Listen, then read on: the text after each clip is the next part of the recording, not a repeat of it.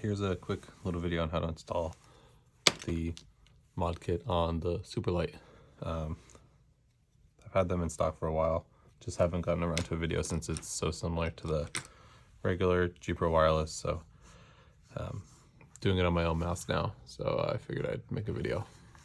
So first step is take the feet off. If you have Tiger Arcs, you might be able to reuse them. If you have anything else, usually the adhesive degrades or will pull off from the feet like that. So these are quart pads, and they do that. So it's just a byproduct of how they are made. Like there's no intermediate layer, so it's just adhesive and the PTFE. So once you peel them off, it destroys the feet, destroys the adhesive.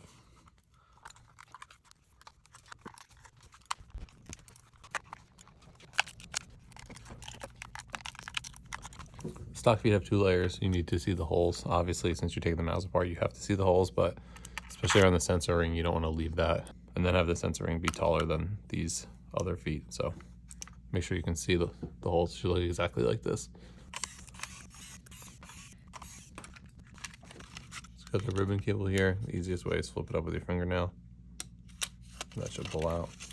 And then this battery thing, you can just pull, try not to pull directly on the wires, try to grab this actual plastic here. But since I do so many of these, I just use locking pliers on just that little white part, and it comes out easy. Go gentle, it's easy to break that. This is just held in with adhesive. Some of the adhesive really sucks, so you'll probably need to use a new piece of double-sided tape when reattaching it, because that won't stick anymore for some reason. And then I have these extra buttons because this says shine, so I'm gonna just replace them. So this is the spring everybody always loses. There's a bunch of lint in here to clean off. But yeah, you just pull this clip back. You do it now, you can do it later. I usually do it first while it's still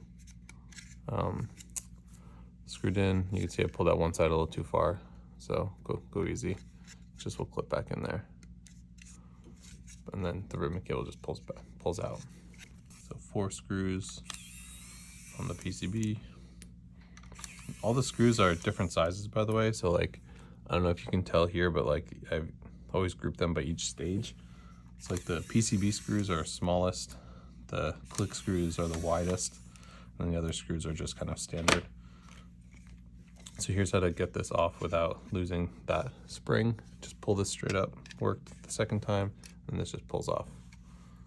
So here's the original PCB, and then here's your mod kit PCB. Encoder is different, switches are different, middle click is different, but basically the same thing. Obviously save this so that you could either mod it yourself or go back to stock or whatever. It's nice to have a spare. All right, installing the mod kit. So open this switch back up here, put your wheel back in. I'm swapping it to the all black one just because I'm quirky. Slide this in, put this down, but don't crush it because you could see the spring. Pull the spring straight up over the wheel.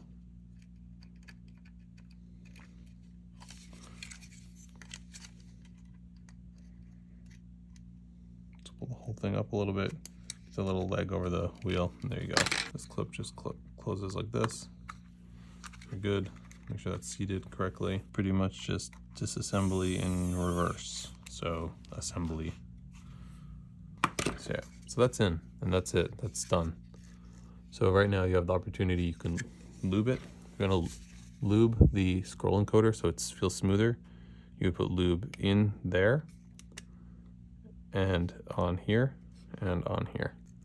This is a little more tactile. I like this a lot better than the stock one. And right now is pretty much your only chance to test how it feels. So throw the clicks back in.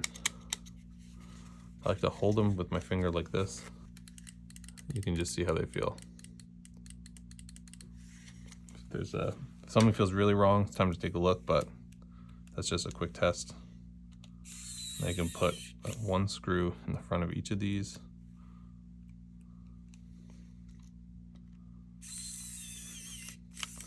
Actually flip it over and see what it feels like. Feels a lot better. Make sure the scroll feels good. All right, do the other two. All right, so that's done.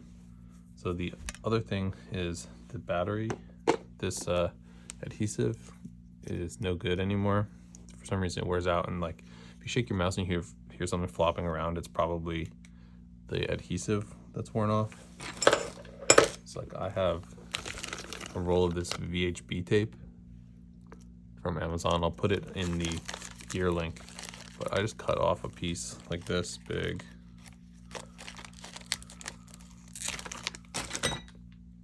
Stick it on here, peel this off, and then shove the battery back on. Just hold it for like 5 seconds and you're good.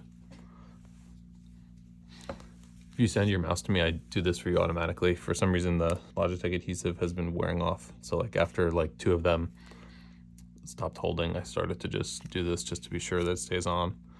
I actually got a newer Superlight in recently, and the side buttons felt way better and the adhesive was way stickier. So I wonder if they've fixed it, but just in case, use a piece of double-sided tape, your own, and just stick it on top of the tape that's already on there. And then you're basically done. So the rest of this is just plug this in, and then flip this up, slide this in, flip this up.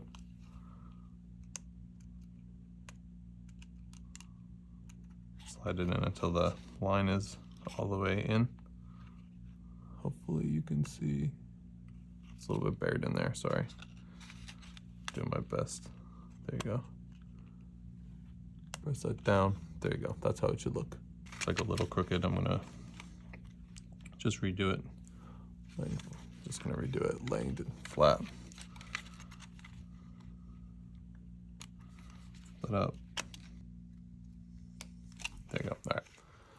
So that's how it should look. Here, I'll put it on the zoom camera again. There you go. All the way flat. Battery in. This just kind of slides back up like this.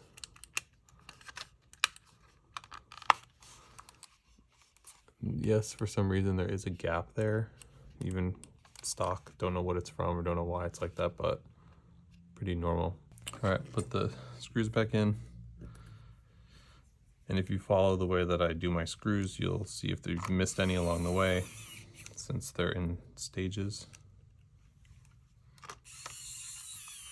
But yeah, do those 2 middle screws right there. See how it feels really quick. It's pretty much your last chance to easily take it apart.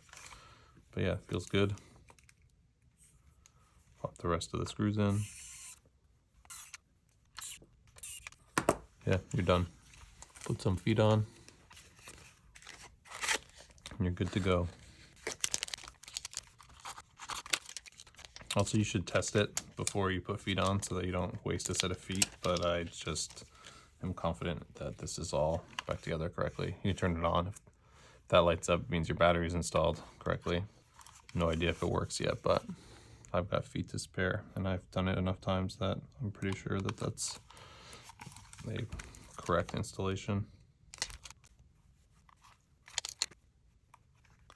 There you go, all set. I'll link everything I used on my gear page, and I'll link the gear page in the description. Also, before you ask a question, please read the FAQ, because 99% of the questions are answered in there.